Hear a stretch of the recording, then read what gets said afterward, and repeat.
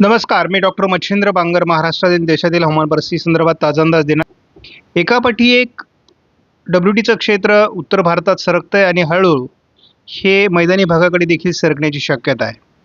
आपण सध्या बघतो महाराष्ट्राच्या खास करून उत्तर महाराष्ट्रामध्ये ढगाळ परिस्थितीचे संकेत आहेत. त्यामुळे एकूणच वातावरण बदलतंय. हलका कमीदाब देखील दक्षिण भारतात आहे.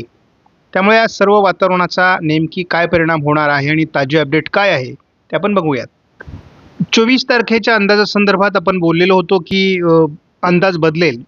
यामध्ये थोडा अंदाज असा बदलला की पंजाब, हरियाणा, दिल्ली किंवा राजस्थानमध्ये थंडीचं प्रमाण वाढेल असा अंदाज दिला आहे. आणि 24ला आपल्याला तामिळनाडूमध्ये पावसाचा अंदाज देण्यात आला होता. आता 25ला काय होऊ शकतं, तर हा अंदाज असाच असा थंडीच्या संदर्भात आहे. त्यामुळे 25ला उत्तर भारतात पावसाचा अंदाज देण्यात आलेला नाही.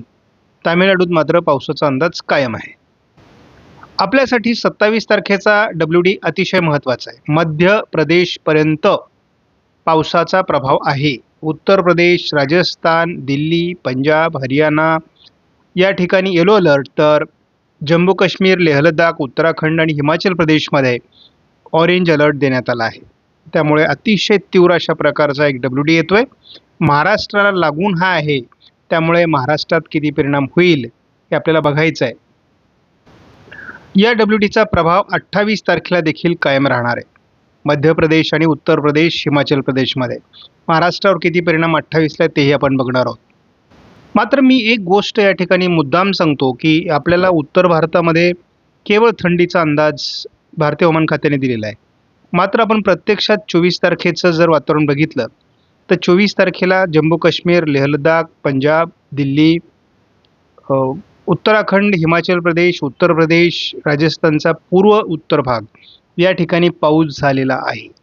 शिवाय तामिळनाडूच्या किनारपट्टी भागात देखील आज पावसाची नोंद झालेली आहे 24 तारखेला. या पावसाच्या गडबडीमध्ये आपल्याला महाराष्ट्रामध्ये थंडी ओसरल्याचं लक्षात आलं आहे. त्यामुळे थंडीचाही अंदाज आपण लक्षात घ्या. आपण GFS मॉडेल आणि ECMWF मॉडेल या दोन मॉडेलवर अधिक भर देतो.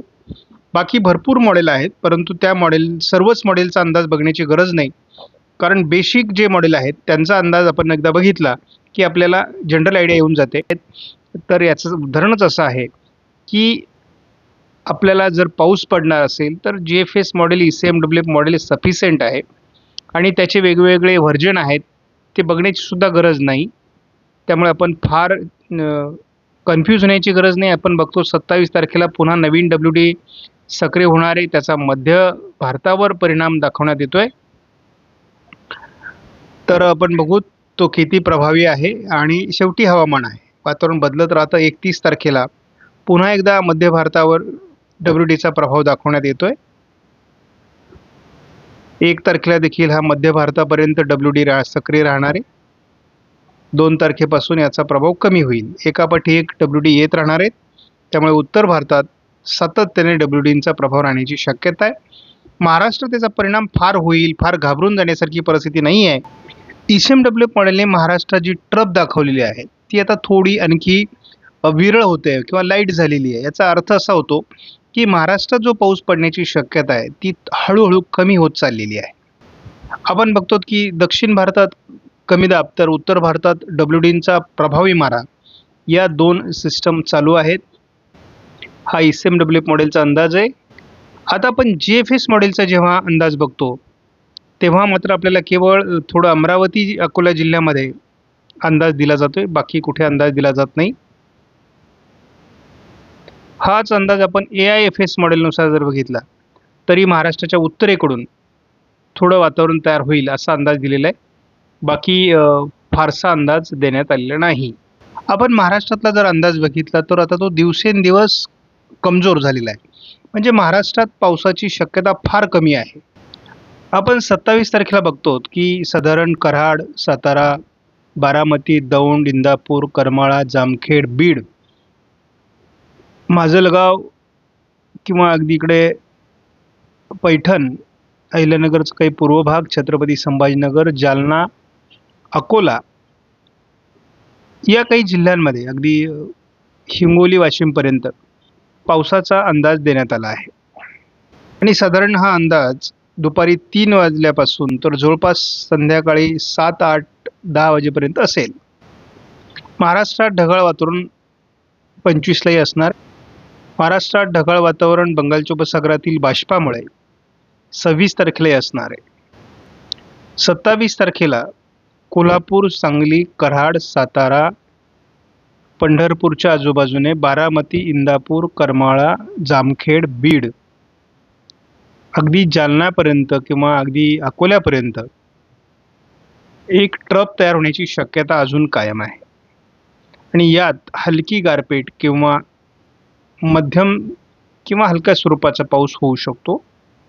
आणि एक अंदाज देताना मी हे महत्त्वाचं सांगेल की अगदी कुठेतरी ढगाळ परिस्थिती असताना देखील आपल्याला जानेवारीच्या पहिल्या दुसऱ्या आठवड्यामध्ये पाऊस झालेला आहे आणि या ठिकाणी तीव्र पावसाची प्रणाली दाखवली जाते आहे. यातून पाऊस पडणार नाही असं सांगणं थोडं गैर होईल. शेतकऱ्यांना बेसावध ठेवून चालणार नाही. 28 तारखेला बीड जिल्ह्यामध्ये बऱ्यापैकी ढगाळ परिस्थिती राहणार आहे. महाराष्ट्रात पावसासाठी नाही परंतु साधी ढगाळ परिस्थिती 29लाही असेल. 30 तारखेला देखील महाराष्ट्रात बऱ्यापैकी ढगाळ परिस्थिती असणार आहे. 31लाही खूप ढगाळ परिस्थिती महाराष्ट्रात राहील आणि अशा ढगाळ परिस्थितीतून आपल्याला जानेवारीच्या दुसऱ्या पहिल्या आठवड्यात पाऊस झालेला आपण बघितलेला आहे.